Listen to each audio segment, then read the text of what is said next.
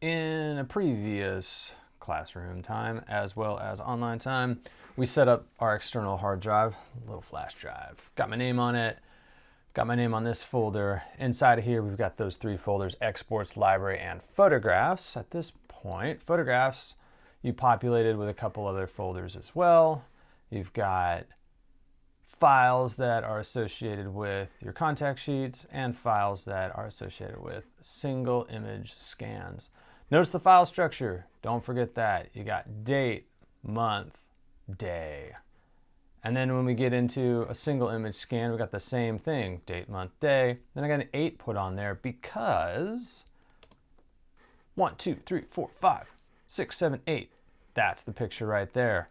You can also see an 8 right there. But if you just count them out, there's number 8. Makes sense. Then you can find your files later.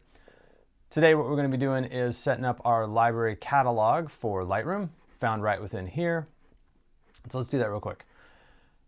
First thing that we got to do is sign in to Adobe via your Adobe account. If you're using a school computer, using your own computer, you may have already have this thing downloaded. So we're going to open up Lightroom. I'm going to do mine kind of slightly fancy here to get to what's known as a default catalog. Yours, you'll just click on it and then you'll be brought into Lightroom. Hopefully there's no incriminating pictures in here. Hey, it's George. I'm sure she'd be really happy to know that that's the picture on here. Let's go with the black picture instead. Boom. Okay, so we've got a Lightroom catalog that is default. It is not our Lightroom catalog. If you look at the top of mine here, it says Lightroom catalog -3. Yours might say Lightroom catalog or -1 or something like that. What we want to do is make this so that it says your name on it. You'll notice that over here it does actually say your name, but that's because that's pulled off of what's happening on and who you're signed on as. So it's just automatically filling that in. This one tells you what catalog you are actually in. So we're going to make sure that we are in a correct catalog by creating a new one on our external drive. So I'm going to go up to File, New Catalog. And then we're going to navigate to our external drive. Super important that everything stays on our external drive so that it can transport around to us, because the computer we go to print will need to plug our Lightroom catalog into. And if that is stuck on your personal computer, not a whole lot we can do about that. So keep it on the flash drive. So find that library folder, title this thing with your name, and hit create. What Lightroom will do, I'll just skip it this time. What Lightroom's going to do is relaunch with the new catalog, adamlong.lrcat, as it says there. And then we'll notice at the very top of my screen, adamlong.lrcat there. And it still populates with my name over here, but that's the important thing there.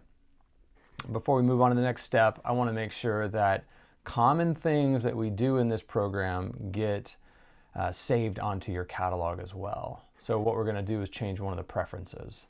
So we go into Preferences, cruise from the General tab over to the Presets tab here.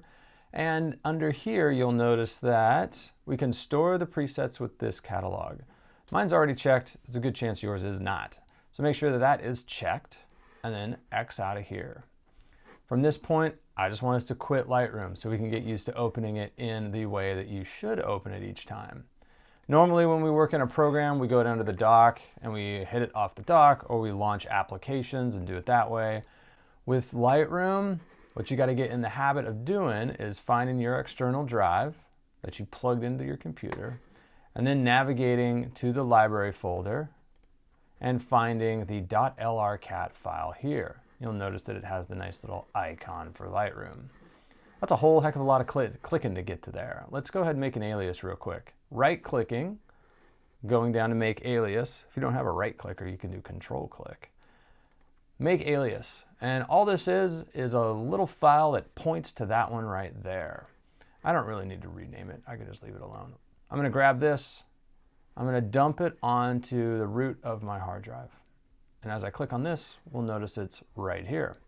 So instead of navigating through 1, 2, 3 clicks, we're going to navigate onto 1 click.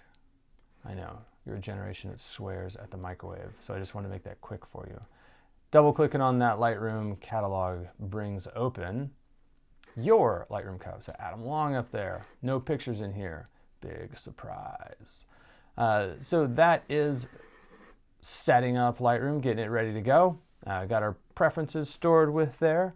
You can also see those if you go into the library, and it says Lightroom settings here. The settings are all the preferences that get stored with the catalog now. So there's a variety of things that will get chucked into these that Lightroom will then access.